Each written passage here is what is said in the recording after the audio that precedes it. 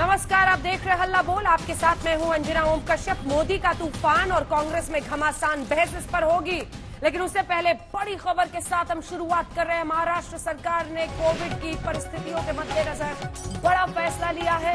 महाराष्ट्र में बाहर के राज्यों से आने वाले कई राज्यों के नाम इसमें लिए गए हैं। दिल्ली, गोवा, कई ऐसे राज्य हैं जहां से अगर कोई भी महाराष्ट्र आएगा तो उसे आरटी-पीसीआर टेस्ट की रिपोर्ट दिखानी होगी। एयरपोर्ट पर उन्हें अपनी रिपोर्ट दिखानी होगी और कलेक्शन उनकी आरटी-पीसीआर टेस्ट का 72 घंटे पहले हुआ होना चाहिए। राजस्थान, गुजरात, गोवा, यहां से आने वाले लोग टेस्ट कराने के बाद ही महाराष्ट्र पहुंच सकते हैं।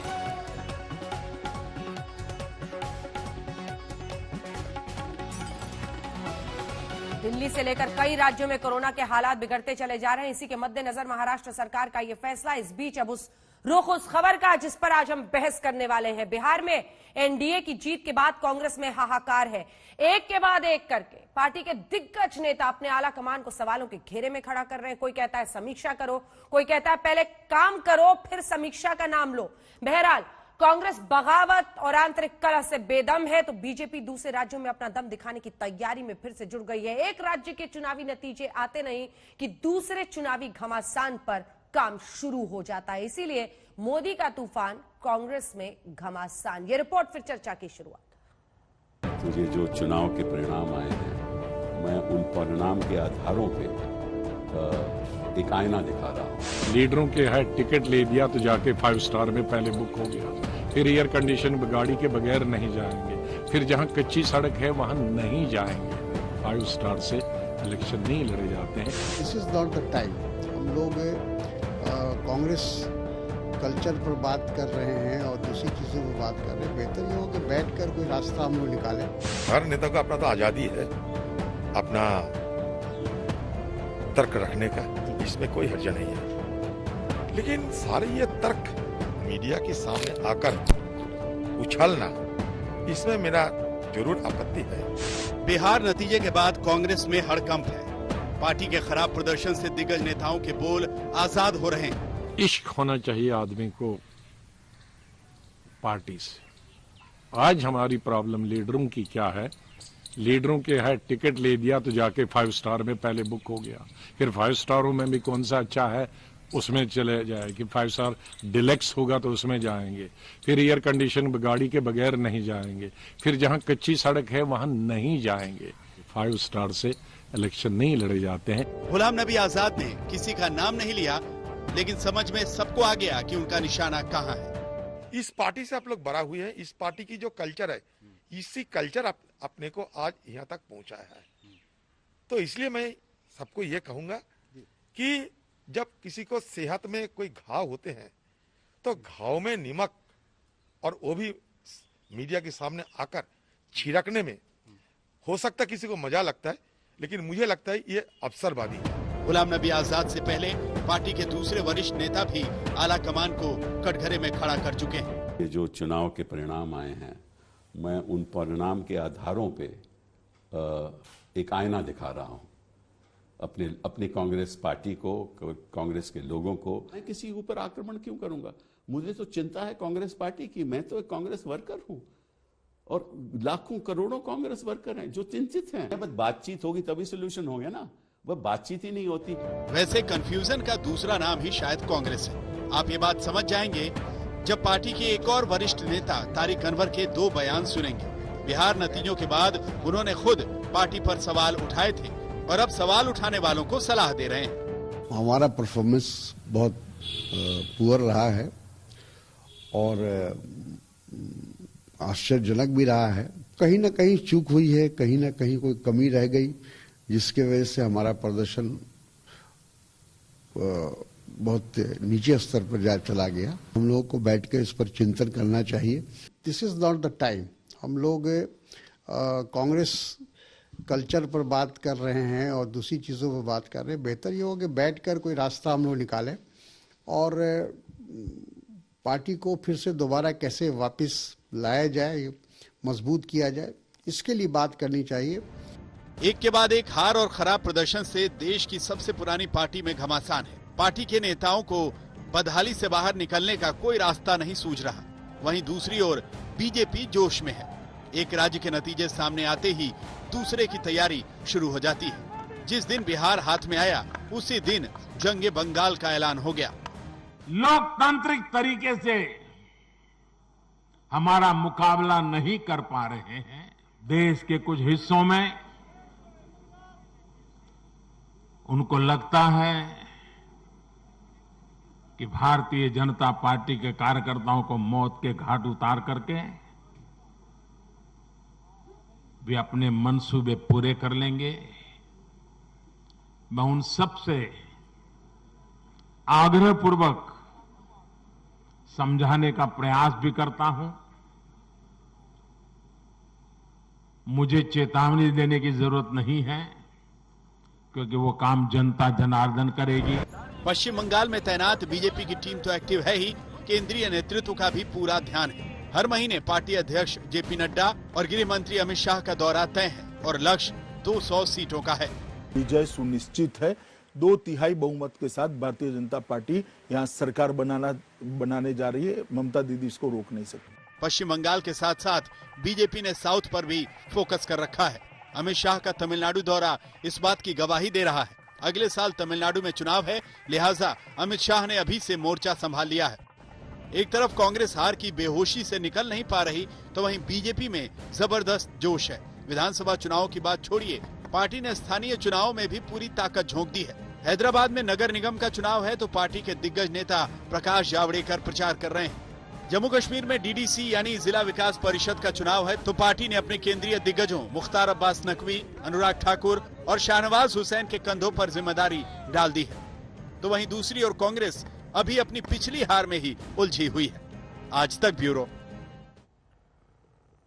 चर्चा करेंगे हम इस विषय पर खास मेहमानों के साथ, लेकिन एक खबर जो इस वक्त आ रही है, असम के पूर्व मुख्यमंत्री तरुण गोगोई के निधन की खबर है। ये हम आपको बता दें, असम के मुख्यमंत्री रहे थे और एक कांग्रेस नेता के रूप में बड़ा कद था इनका।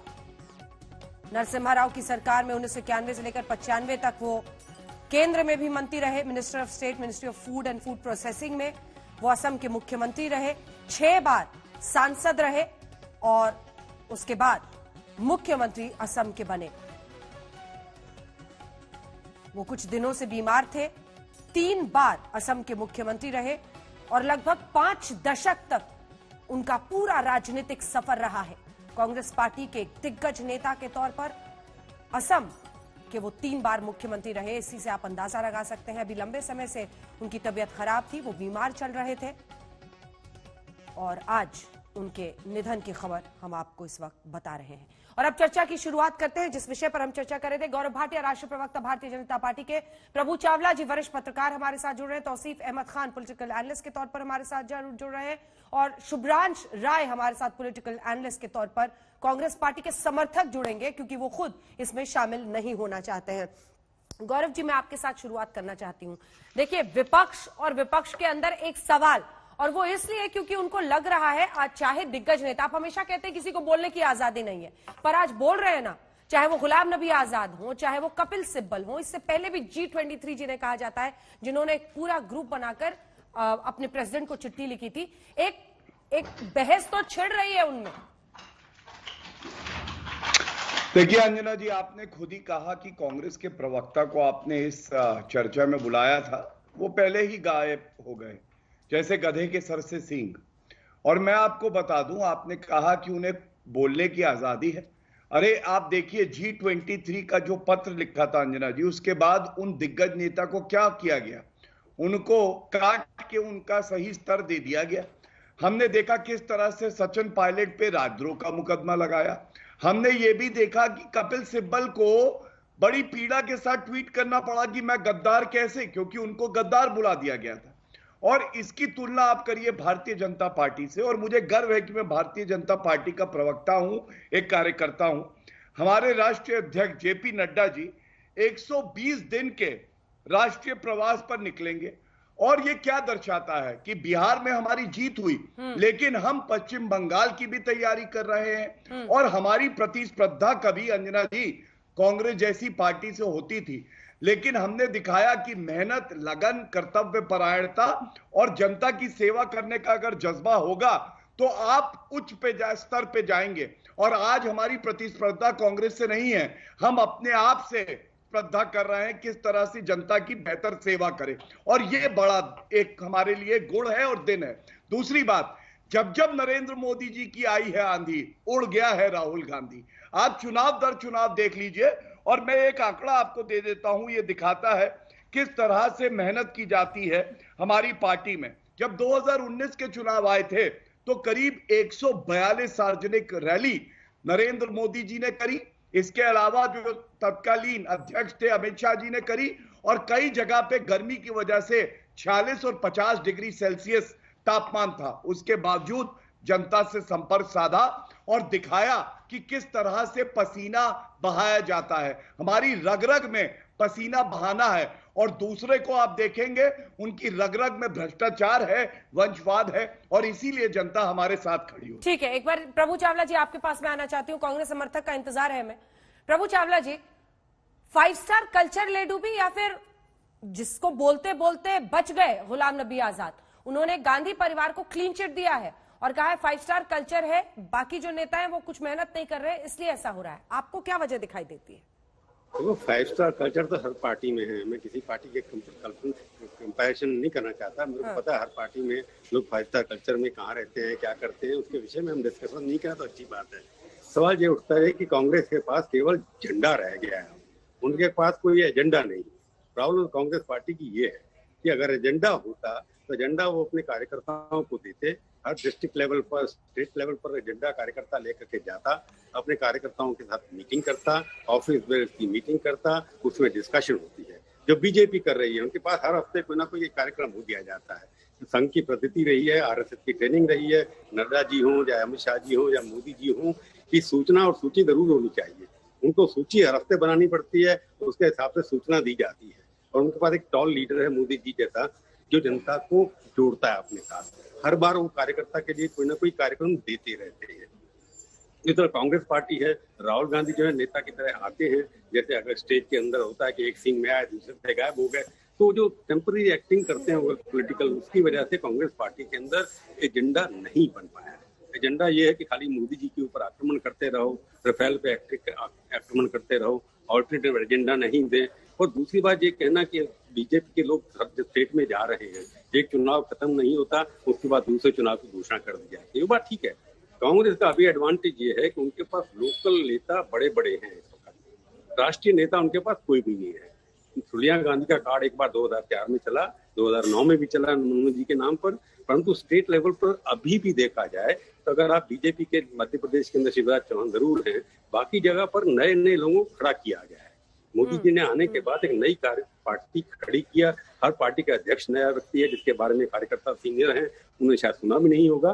तो मोदी जी का प्रयत्न ये रहता है कि ऐसे व्यक्ति को आगे लाया जाए जिसकी छवि क्लीन हो, जिसका कोई पास्ट नहीं हो, भूतकाल नहीं हो। और कांग्रेस के अंदर सारे भूतकाल की बात की होती है। अगर कांग्रेस पार्टी आज केवल जिंदा है, वो इस वजह से जिंदा नहीं है कि उनके साथ देश के लोग खड़े हैं, इसलिए जिंदा है कि बीजेपी को ऐसा एजेंडा कोई और नहीं है सिवाय उनको गाली देने के। अब राहुल गांधी को बार बार गाली देते रहेगा, आई है मोदी की गांधी और हो गए राहुल गांधी साहब, कई बार हो चुके हैं। अगर बीजेपी कांग्रेस के बारे में बोलना बंद कर दे, पर्टिकुलरली राहुल गांधी और सोनिया गांधी के बारे में बोलकर कम कर दे, टीवी पे हम लोग दिखाएंगे भी नहीं उतना जितना हम दिखा पा रहे हैं। तो कांग्रेस की अभी जो रेलेवेंस है वो केवल बीजेपी के नेताओं के लिए है, जनता में उनकी रेलेवेंस अभी कम दिखाई देती है। हाँ, लेकिन जल्दी से एक छोटा सा कमेंट और आपसे लेना चाहती हूँ। ये तो राजनीति का नियम है ना प्रभु जी, जो जीतता है वो सिकंदर होता है, फिर सब वाहवाही करते हैं, और जो हारता है वहां पे किचकिच होनी है। और ये पर इस डाउनस्लाइड के लिए जिम्मेदारी किस पर रखी जाए? सवाल ये है कि अगर आप हर नेशनल पार्टी के अंदर ये होता है कि जब कोई जीते वो सिकंदर। हाँ। अब स्टेट लेवल के लोग भी चुनाव जितवाते हैं, संगठन भी चुनाव जितवाते हैं। ये दोनों पार्टियों में है कि अगर जीता तो बड़ा नेता ने जितवाया, हारा तो लोग को लोगों ने हराया। अब मैं कहूंगा कि अगर मध्य प्रदेश के अंदर कांग्रेस पार्टी जीती थी, किसी वजह से जीती थी, उस वक्त सब क्रेडिट मिला था राहुल गांधी को, और वहाँ छत्तीसगढ़ के अंदर जीती थी, क्यों जीती थी? अब 2004 का मैं आपको एग्जाम्पल इसलिए देना चाहता हूँ। आपको लगता है राहुल गांधी की वजह से जीत मिली थी मध्य प्रदेश और छत्तीसगढ़ में? नहीं, लोग उनको हटाना चाहते हैं। 15 साल से वहां पर बैठे थे चीफ मिनिस्टर को हटाना चाहते हैं। मैं खुद क्या, राहुल गांधी की वजह से, मैं 2004 का एग्जाम्पल सुन लीजिए। 2004 के अंदर अटल जी के मुकाबले में हिंदुस्तान के अंदर कोई नेता नहीं था। हमने ओपिनियन पोल तब किया था, अटल जी की पॉपुलैरिटी 69% थी और 2/3 मेजोरिटी आने वाली थी। उनके सामने ऑल्टरनेटिव नेता कोई था नहीं। लोग चाहते थे कि बीजेपी को हराना है, अलायंस उनके साथ हुए नहीं थे, लोगों ने हरा दिया बीजेपी को। इस बार बिहार के अंदर भी आपने देखा होगा, लगभग हारते हुए रह गए। बीजेपी की सीटें आई 73, लार्जेस्ट पार्टी बनी, पहले से ज्यादा सीटें मिली, परंतु उनकी चरम सीमा तो 101 सीट की थी ना, जब उन्होंने 101 सीटें जीते थी पहले, उससे तो कम आई। और सवाल यह कि बीजेपी ने अपने आप को खड़ा किया, अपने नए नेता वहां पर खड़े किए, नए कार्यकर्ता खड़े किए, और मोदी जी वहां पर जाके वुमेन के लिए काम किया, केंद्रीय सरकारों ने अच्छे काम किए। तो ये दोनों, मोदी के नाम और काम दोनों पर इनको मूड मिल रहे हैं। और कांग्रेस की पार्टी पर न नाम है न एजेंडा है, एजेंडा लेकर के जाएंगे। तो 5 स्टार कल्चर तो शुरू चल रही है, कोई नई बात नहीं है उसको, मैं उसके ऊपर ज्यादा नहीं कहूंगा। पर कार्यकर्ता नहीं है, मीटिंग नहीं होती है। जिस तरह के कार्यकर्ताओं की मीटिंग बीजेपी करती है, कांग्रेस पार्टी ने कार्यकर्ता से अपना नाता तोड़ दिया है, उनके नेताओं का ना, वही उसका कारण सबसे बड़ा। ठीक है, तौसीफ खान, क्या किसी भी पार्टी में शीर्ष नेतृत्व पर सवाल खड़े करने की किसी को हिम्मत है? अगर टीएमसी ही देख ले, क्या कोई ममता बनर्जी के खिलाफ बोलकर सर्वाइव कर सकता है? सवाल तो यही है कि हर पार्टी में लगभग ये मॉडल एक बन जाता है, लेकिन आज कई लोग आवाज उठा रहे हैं। कैसे देखते हैं आप इसको कांग्रेस में? देखिए, क्रिटिसिज्म, आलोचना बिल्कुल होना चाहिए, लेकिन उसका तरीका यह है कि वो कंस्ट्रक्टिव क्रिटिसिज्म होना चाहिए। उससे जिससे पार्टी को, लीडरशिप को फायदा पहुंचे, इस तरह का क्रिटिसिज्म होना चाहिए। ऐसी आलोचना नहीं होना चाहिए जिससे सिर्फ और सिर्फ नुकसान पहुंचे। अगर आपको सिर्फ नुकसान पहुंचाना नियत है तो आप जो है डिस्ट्रक्टिव क्रिटिसिज्म करेंगे, और अगर आपको फायदा पहुंचाना है तो आप कंस्ट्रक्टिव क्रिटिसिज्म करेंगे और अपने लीडरशिप में, अपने चार दीवारी के अंदर वो सारी बातें बोलेंगे। पब्लिक में आकर के डर्टी लिनन धोना, ये काम नहीं करेंगे। नहीं तो कहां पे बोले वो? अगर सुनने वाला भी तो कोई चाहिए ना, कहां बोले जाकर? हाँ, देखिए, जो पार्टी उन्होंने पिछली बार चिट्ठी लिखी थी ना, एक सेकंड सुपरवाइजर है, जिसके जो इमीडिएट सीनियर नेता है उनको बोले, एक सेकंड, वो नहीं होता तो उनसे स्किप करके एक लेवल ऊपर और जाकर के बोले। लेकिन पार्टी के डिसिप्लिन में रहते हुए ही, डिसिप्लिन के नाम पर, अनुशासन के नाम पर अपने पार्टी के, अपने संगठन को मजबूत करना है, अपने संगठन की मजबूती को बढ़ाना है, फायदा दिलाना है, तो उसको वो करना होगा। किसी भी संगठन में सवाल पूछना अनुशासनहीनता क्यों बन जाता है? मेहनत करना। आवाज नहीं जा रही क्या? आज सुनवाई नहीं हो रही तो आप अपने लेवल पे मेहनत कीजिए, मेरी आवाज आ रही है? फायदा पहुंचे। मेरी आवाज आ रही है? हो चाहे कोई भी ऑर्गेनाइजेशन हो, ये तो नॉर्मल सा एक फंडामेंटल बेसिक सा बात है कि मेहनत लोगों को करनी होगी। तौसीफ खान, आपको आवाज आ रही है मेरी? मैं आपकी आवाज सुन पा रहा हूं। मेरा सवाल सुनिए। किसी भी संगठन में सवाल पूछना अनुशासनहीनता क्यों बन जाता है? वो सवाल पूछ रहे हैं, पहले उन्होंने ये अगर कोई अनुशासनहीनता कहता है तो ये कहना गलत होगा। वरिष्ठ नेताओं ने चिट्ठी सवाल लिखी। पूछने का भी तरीका सही होना चाहिए, जैसे मैंने आपको बताया, कंस्ट्रक्टिव क्रिटिसिज्म, कि जिससे ऐसी आलोचना होनी चाहिए आइडिया है ना सर, कंस्ट्रक्टिव क्रिटिसिज्म क्या होता है? चिट्ठी लिखी अपने अध्यक्ष को, कहा ये प्रॉब्लम है, इस पर काम होना चाहिए। वो देखते हैं कुछ नहीं हो रहा है, तो फिर कपिल सिब्बल आए सामने, उन्होंने कुछ सवाल खड़े किए। आज गुलाम नबी आजाद कह रहे हैं, इसमें मतलब डर्टी लिनन पब्लिक में धोने वाली बात तो एक तरफ है, लेकिन हमेशा इसको अनुशासन से अगर जोड़ दिया जाए तब तो कोई किसी पार्टी में कुछ बोल ही नहीं पाएगा, क्योंकि सुनवाई नहीं हुई ना। जब 23 लोगों ने पिछली बार चिट्ठी लिखी, CWC की आनन फानन में बैठक बुलाई गई, कैसे अलग थलग इन लोगों को किया गया, उनमें से कई लोगों ने दबाव में माफी मांग ली सार्वजनिक रूप से, कई लोग अपनी बात पर चुपचाप हो गए, तो फिर क्या मकसद सॉल्व हुआ उससे, मुझे बताइए आप। हाँ, तो इस पे मेरे ख्याल से देखिए, डिबेट एंड डिस्कशन बिल्कुल होना चाहिए। ये अब ऑर्गेनाइजेशनल मैटर है किसी भी पार्टी का या कोई भी ऑर्गेनाइजेशन का, कि उसमें अब टॉप लीडरशिप को भी ये रास्ता बनाए रखना चाहिए कि ग्राउंड लेवल पे कोई फीडबैक दे रहा है तो उस पे एक डिबेट डिस्कशन हो, एक सरे से उसको खारिज नहीं करना चाहिए, क्योंकि अगर कहीं पे भूल चूक तो हो ही सकता है। हमेशा, चाहे वो ऑर्गेनाइजेशन बड़ी हो या छोटी हो, चाहे वो पावर में हो या ना हो, हमेशा रूम फॉर एरर रहता है, हमेशा रूम फॉर इंप्रूवमेंट रहता है।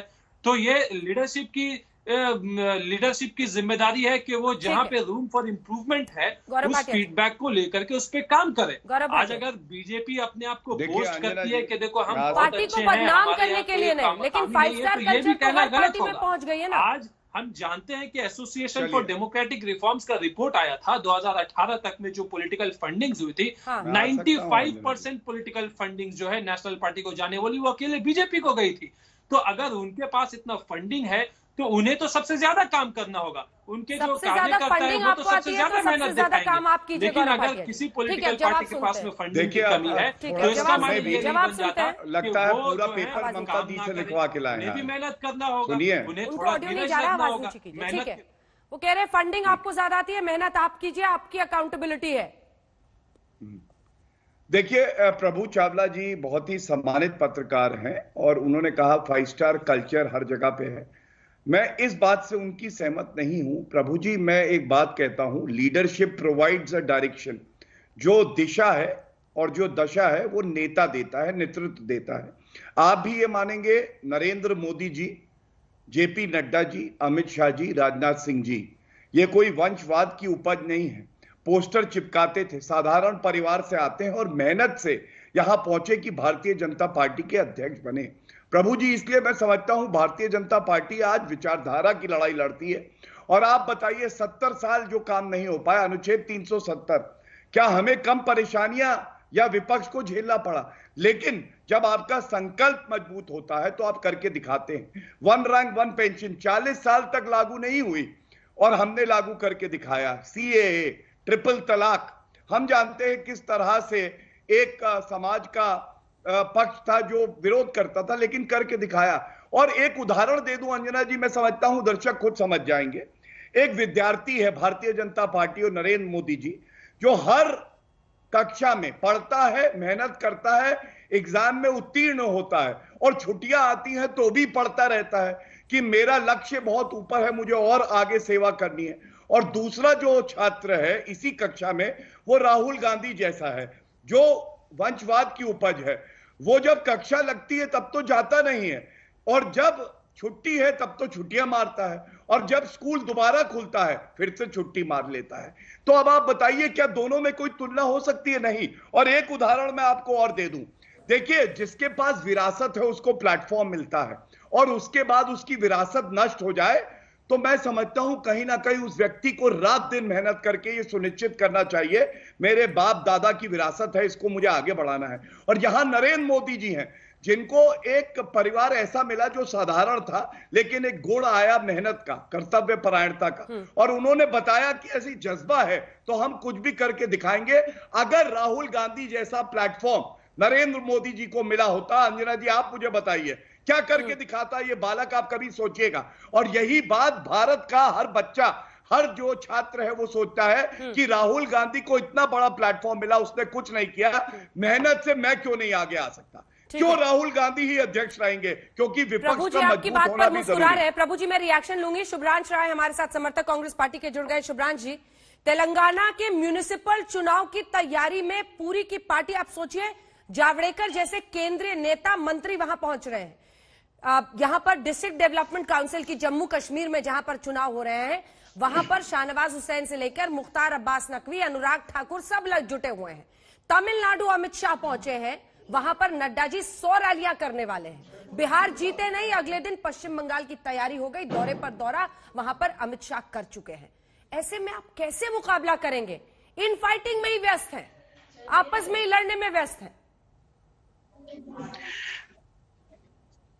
देखिए अंजना जी, मैं थोड़ा लेट से जुड़ा, लेकिन जब जुड़ते वक्त मैंने कुछ बातें सुनी, मैं पहले उसका जवाब देता हूं, फिर आपकी बात पे आता हूं कि 70 सालों में मोदी कर दिया है। उनकी 70 सालों में मोदी जी ने देश की अर्थव्यवस्था को रसातल में पहुंचा। में सबसे बड़ा यह है कि पूरे देश के तंत्र को बेचने का काम मोदी जी ने कौड़ियों के भाव से किया। ये मोदी जी को उपलब्धि है। देखिए, भारतीय जनता पार्टी का सिर्फ एक एजेंडा है, अर्थव्यवस्था जाए भाड़ में, देश के लोग जाए भाड़ में, हमें 24 घंटे चुनाव लड़ना है जी। चुनाव लड़ना है, चुनाव जीतना है, चाहे किसी को पैसे के बल पे हम हराएं, चाहे किसी को हम ईडी सीबीआई के बल पे हराएं, कहीं सीएम और पीएम काम ना आए तो डीएम के द्वारा हराएं। हमने अभी बिहार में देखा। और जितनी संवैधानिक संस्थाएं हैं, आज अंजना जी इस बात को आप भी अपने दिल पे हाथ रखकर मानिएगा, नहीं तो देश तो मान ही रहा है। मेरे इस सवाल का जवाब दीजिए शुभ्रांशु जी जल्दी से, फिर मैं फौरन चलूंगी। प्रभु चावला जी इस पर कमेंट करना चाह रहे हैं। सवाल यही है कि आप देखिए उनकी स्ट्रैटेजी, अगर पंचायत चुनाव हो, लोकल चुनाव हो, डिस्ट्रिक्ट डेवलपमेंट काउंसिल के चुनाव हो, वहां केंद्रीय मंत्री पहुंचते हैं, इस गंभीरता से वो चुनाव लड़ते हैं। अंजना जी, यही तो सबसे बड़ी हैरानी की बात है कि देश आज कंफ्यूज है कि उसने प्रधानमंत्री को चुना या स्टार कैंपेनर को चुना, जो 24 घंटे सरकार का काम छोड़कर प्रधानमंत्री और उनकी पूरी कैबिनेट। राय साहब, बोलने दीजिए। अगर इस सरकार में इतनी खामी है तो कहीं चुनाव जीतिएगा तब तो बदलिएगा। अरे मैडम, बिहार में कैसे चुनाव जीती है आपको मालूम नहीं है क्या बात कर रही है? आप बताइए ना कैसे जीते हैं? होता है, जाइए ना देश की अदालतों में, पलटिए ना नतीजों को। अरे मैडम, अगर खाली रोने का ही रखा है। सुन तो लीजिए, देखिए देखिए मैडम, खाली रोने का रखा है। लोग अदालतों में गए हैं, ठीक है, अदालतें अगर उस हिसाब से काम कर रही होती, उस हिसाब से प्रोएक्टिव अपना डिसीजन दे रही होती जैसे बाकी केसों में दिखता है, तो हो सकता है आज कुछ और रिजल्ट होता। लेकिन सवाल ये है कि देश के लोकतंत्र ने प्रधानमंत्री और उनकी कैबिनेट को चुना देश की शासन व्यवस्था को सुचारू करने के लिए, अर्थव्यवस्था को ठीक करने के लिए, लोगों की तबाह हुई जिंदगी को बहाल करने के लिए। प्रभु जी जल्दी से कमेंट, आचार्य प्रमोद कृष्ण जी भी जुड़ गए हमारे साथ। प्रभु जी आ रही हूँ, गौरव जी आ रही हूँ, छोटे छोटे कमेंट ले लूं, आप ही से जवाब लूंगी। प्रभु जी, खाली रोने का रखा है, वहां पे डीएम ने जिता दिया, दिन तक दोपहर तक आप लाइव बैठे ही थे हमारे साथ, सब ठीक चल रहा था, नतीजे जब पक्ष में थे, उसके बाद सभी डीएम ने जिता दिया। अब सवाल यह है कि रोना धोना होगा या इस लोकतंत्र में एक मजबूत विपक्ष होगा, और उसके लिए फिर मंथन करना होगा, सोचना होगा, पहले तो परेशानी समझनी होगी। आपने ठीक बात की है, लोकतंत्र के लिए मजबूत विपक्ष की जरूरी है एकदम। इस तरह विपक्ष है ही नहीं। सवाल ये है कि ये रोना धोना तो चलता रहता है। जो हार जाता है वो तो हमेशा बहाने बनाता है कि हमारे को उसने हरा दिया। अपनी भूल मानने के लिए कोई भी तैयार नहीं होता। इसलिए बड़प्पन राजनीतिक पार्टियों से आप अपेक्षा करेंगी तो हमारी गलती होगी। राजनीतिक पार्टियां कभी अपनी गलतियां नहीं मानती है। दूसरा, जो गौरव भाटिया ने पहले कहा कि मैं रिश्वत का मंदिरमा देता हूँ, वो बीजेपी में आए हैं, अभी स्टूडेंट हैं, अच्छा स्टूडेंट निकले हैं, उनकी बातों लगता है काफी कुछ सीखा है उन्होंने। और 40 साल में मैंने बीजेपी को देखा, संघ को अच्छी तरह जानता हूँ, उनको सब बताने की जरूरत नहीं है। अच्छी बात है, अभी और इसके बारे में देखेंगे, वो सुनेंगे। पर कांग्रेस की प्रॉब्लम मैं जो फिर से बता रहा हूँ कि कांग्रेस एक ऐसी पार्टी है जिसका हर गांव में, हिंदुस्तान के 7 लाख गांव में कोई ना कोई कार्यकर्ता मिल जाएगा। पहली बार मोदी जी ऐसे प्रधानमंत्री आए दूसरी तरफ से, जिन्होंने बीजेपी का झंडा लगभग हर गांव में पहुंचा दिया है। अब कंपटीशन डायरेक्ट हो गया है। कांग्रेस के पास पहले वर्कर हुआ करते थे, हर जाति के लोग उनसे जुड़े हुए थे। वो एक अम्ब्रेला पार्टी होती थी। उस अम्ब्रेला के अंदर हर कलर के लोग थे, हरा भी था, पीला भी था, नीला भी था, भगवा भी था, सफेद भी था।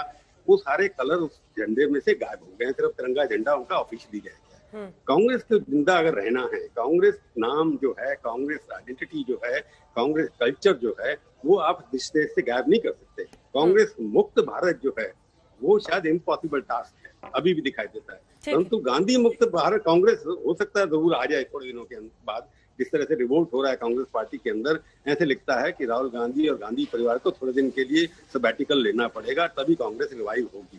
तो कांग्रेस को कार्यकर्ता की जरूरत है, नेताओं उनके पास बहुत है, कार्यकर्ताओं की जरूरत है और एजेंडे की जरूरत है, तभी लड़ाई हो सकती है। ये तो मोदी और शाह और जेपी नड्डा और संघ परिवार के साथ लड़ाई करना अभी बहुत मुश्किल है। आचार्य प्रमोद कृष्ण जी, आपका रिएक्शन इस पर, आपका जवाब। क्या अंजना जी, मैं सवाल ये है कि जी पूरा सवाल आपको सुनाती हूँ, समझाती हूँ। देखिए, एक तरफ आज गुलाम नबी आजाद ने 5 स्टार कल्चर पर सवाल खड़े किए हैं। इससे पहले कपिल सिब्बल भी कह रहे हैं कि करना होगा, ऊपर से नीचे तक ओवरहॉलिंग करने की जरूरत है। बीजेपी एक तरफ लगातार, चाहे वो डिस्ट्रिक्ट डेवलपमेंट काउंसिल के चुनाव हो, पंचायत चुनाव हो, तेलंगाना हो, बिहार के बाद पश्चिम बंगाल में शुरू हो गए, तमिलनाडु पहुंच रहे, यहां पर अंदरूनी कलह से फुर्सत नहीं है। क्या शीर्ष नेतृत्व नए सिरे से प्लेटफॉर्म देकर बातचीत को तैयार क्यों नहीं होता है? सर, पिछली बार 23 लोगों ने चिट्ठी लिखी थी कांग्रेस अध्यक्षा को, उसके बाद से सीडब्ल्यूसी की बैठक हुई, आधों को माफी मांगनी पड़ी, आधे चुप हो गए उसके बाद। ऐसे में आप कैसे मुकाबला करेंगे मोदी का? देखिए, एक बात तो अंजना जी ये है कि इसमें कोई संदेह नहीं है कि भारतीय जनता पार्टी के पास में आज एक सशक्त नेतृत्व है, उसको स्वीकार करने में मुझे कोई भी झिझक नहीं है। दूसरा, उनके पास एक अच्छा संगठन भी है, ये भी इसको नकारा नहीं जा सकता, इसको नजरअंदाज नहीं किया जा सकता। दूसरा, कांग्रेस पार्टी के अंदर जो आप जिस खींचतान की, जिस लड़ाई की या जिस प्रॉब्लम की बात कर रही हैं, तो कांग्रेस पार्टी कई बार ऐसा हुआ है देश की आजादी के बाद में कि संकटों से गुजरी है और फिर खड़ी हुई है। जहां तक कपिल सिब्बल जी की चिट्ठी का सवाल है, जहां तक गुलाम नबी आजाद साहब की प्रेस कॉन्फ्रेंस का सवाल है, तो कपिल सिब्बल और गुलाम नबी आजाद भी वही कह रहे हैं जो कांग्रेस का कार्यकर्ता कह रहा है। और मैं समझता हूं कि कांग्रेस नेतृत्व और कांग्रेस के वरिष्ठ नेता, ये सब लोग इस बात को लेकर चिंतित हैं और इस चिंतित होने के बाद चिंतन शुरू हो रहा है और उस चिंतन के बाद मंथन होगा और मंथन से जो है विश्व भी निकलेगा, अमृत भी निकलेगा। आई एम श्योर और मैं I am very much confident कि कांग्रेस जो है मजबूत होकर के निकलेगी इस संकट से। अमृत निकलेगा इस मंथन से, गौरव भाटिया जी। देखिए, मैं तो अंजना जी इसी बात को आगे बढ़ाते हुए कहूंगा कि ये कांग्रेस का अंदरूनी मामला है। अब कितना विष निकलेगा, कितना अमृत निकलेगा, ये तो समय ही बताएगा। और प्रमोद जी बैठे हैं, विष निकले अमृत निकले धारण करेंगे। लेकिन मैं एक बात जरूर कहूंगा, देखिए जो बात मैंने कहा, हमारे राष्ट्रीय अध्यक्ष जेपी नड्डा जी 120 दिन का उनका राष्ट्रीय प्रवास का कार्यक्रम है, ये एक कितनी अच्छी शुरुआत है कि आम कार्यकर्ता भी भारतीय जनता पार्टी का सीधा राष्ट्रीय अध्यक्ष से बातचीत कर सकता है, अपने सुझाव दे सकता है। और यही दिखाता है किस तरह से भारतीय लोकतंत्र तो मजबूत हो ही रहा है, हमारी पार्टी के अंदर अंदरूनी तौर पे भी लोकतंत्र है। इस चर्चा में संगठनात्मक सुदृढ़ता पे बात होगी, टीम भावना का विकास कैसे हो इस पे बात होनी है, जन जागरूकता की बात होगी। और मैं समझता हूं जब एक पार्टी, जो भी हमारा कद है, जो भी जनता ने हमें सेवा करने का अवसर दिया है, उसके बावजूद अपने कार्यकर्ताओं से और जनता से संपर्क साधे रहती है, ये दर्शाता है कि हमें लोकतंत्र पे विश्वास है अंजना जी। और यही मूल मंत्र है जिसको लेके भारतीय जनता पार्टी आगे बढ़ रही है। एक बात और है कि पश्चिम जो दक्षिण भारत है, वहां पे भी पूरे मजबूती से हम जा रहे हैं, चाहे तमिलनाडु हो, केरला हो, आंध्रा, तेलंगाना, और हम वहां पे भी अपनी पकड़ और मजबूत हो, वहां की जनता से हम सीधा संपर्क कर सके, इसकी भी रूपरेखा हमारे राष्ट्रीय अध्यक्ष ने रखी है। और आगे वाले समय में आप देखेंगे, हमें उम्मीद है कि हमारी मेहनत रंग लाएगी और इसका परिणाम भी सामने आएगा। ठीक है, गौरव जी जो कह रहे हैं, दक्षिण से भी कई नेता हैं जो जुड़ रहे हैं, खुशबू सुंदर से लेकर कई नेता हैं जो बीजेपी के साथ जुड़ना चाह रहे हैं, आपके नेता, इसका मतलब समझ रहे हैं आप? देखिए अंजना जी, दो बातें मैं कहना चाहूंगा क्योंकि समय का भी अभाव है आपके शो में। पहली बात तो ये कहना चाहूंगा कि जब किसी दूसरे के घर में झगड़ा होता है तो उसकी पंचायत करना बड़ा अच्छा लगता है। तो गौरव जी इस बात को लेकर के बड़े खुश हो रहे हैं कि कांग्रेस में थोड़े मतभेद हैं, थोड़ी बातें चल रही हैं, कुछ संकट का काल चल रहा है। दूसरा गौरव जी से मैं एक बात कहना चाहूंगा कि कांग्रेस मुक्त भारत करना चाहते थे आप, लेकिन ये कांग्रेस युक्त बीजेपी हो रही है। विजय बहुगुणा जी को ले लो, रीता बहुगुणा जोशी को ले लो, जगदम्बिका पाल जी को ले लो, और हरियाणा से वीरेंद्र सिंह जी को ले लो, खुशबू सुंदर को ले लो, तो कांग्रेस के सारे सिंधिया जी को ले लो, सारे लोग तो बीजेपी में जो कांग्रेसी विचारधारा के जा रहे हैं। अब ये कब तक कहाँ रहेंगे? मोदी जैसा सशक्त नेतृत्व है, इसमें मुझे कहने में कोई गुरेज नहीं है। देश की जनता ने नरेंद्र मोदी जी के नेतृत्व को स्वीकार किया, 2 बार उनको प्राइम मिनिस्टर बनाया है, लेकिन कांग्रेस पार्टी के अंदर एक बहुत गंभीर चिंतन चल रहा है। मैं इस पे फिर दोबारा से इस बात को कह रहा हूँ अंजना जी, कौन कर रहा है सर ये चिंतन मंथन? कौन कर रहा है? देश के अंदर राष्ट्रीय स्तर पर कांग्रेस एकमात्र विकल्प है। भारतीय जनता पार्टी के सामने यदि कोई दल, यदि कोई पार्टी खड़ी है तो वो कांग्रेस पार्टी। ये चिंतन मंथन कहाँ चल रहा है और इससे जो अमृत निकलेगा वो कहाँ तक निकलेगा, कहाँ पहुंचेगा? शीर्ष नेतृत्व क्या उसमें शामिल है या नीचे नीचे ही कुछ नेता चिंतन मंथन करके अमृत निकाल रहे हैं? अंजना जी, मेरी बात को आपने शायद गंभीरता से सुना नहीं। मैंने कहा अमृत भी निकलेगा और विष भी निकलेगा। विष किसके हिस्से में आएगा, अमृत किसके हिस्से में आएगा? पर मैं ऐसा मानता हूं कि कांग्रेस इस संकट से निकलेगी और एक सशक्त विपक्ष। ठीक है, गौरव जी जवाब दीजिए। और 2024 के लिए पूरी देखिए के साथ बीजेपी, कांग्रेस युक्त बीजेपी बन गए हैं आप। देखिए, प्रमोद जी ने मेरी बात को ध्यान से नहीं सुना। एक मजबूत लोकतंत्र में एक मजबूत विपक्ष और जिम्मेदार विपक्ष की भी जरूरत होती है। मैंने बिल्कुल स्पष्ट कहा, भारतीय जनता पार्टी की तरफ से ये उनका अंदरूनी मामला है, वो चाहे जो भी करें। और एक चीज आप भी सहमत होंगे प्रमोद जी, कि जब हम कहते हैं कि कांग्रेस मुक्त भारत, ये बात पहले भी आ चुकी है चर्चाओं में। कांग्रेस अगर पर्याय बनती है, हम चाहते हैं भारत भ्रष्टाचार मुक्त हो, हम चाहते हैं कि भारत वंशवाद मुक्त हो और अपनी मेहनत और लगन से कोई आदमी आगे बढ़े। सांप्रदायिक राजनीति, तुष्टीकरण की राजनीति जो होती आ रही है उसको हमें समाप्त करना है। और जो ऐतिहासिक निर्णय है जो आज से 70 साल में भी नहीं हो पाए, उसको कर दिखाने की हिम्मत अगर किसी में है तो श्री नरेंद्र मोदी जी में है, भारतीय जनता पार्टी के नेतृत्व में है। ये बात देश की जनता अंजना जी जान गई।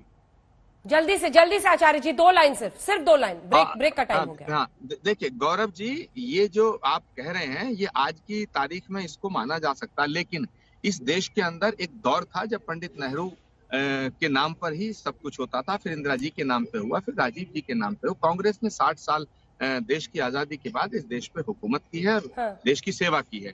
एक दिन आएगा, वक्त बदलेगा, सब कुछ बदल जाएगा। वक्त बदलेगा, सब कुछ बदल जाएगा। कोरोना पैंडेमिक का काल है महाराज। और सुनिए, हम लोग सब प्रार्थना कर रहे हैं, कल की धाम की पवित्र भूमि से प्रार्थना कर रहे हैं, कोरोना महामारी से निपटा जाए, फिर बीजेपी से निपटेंगे।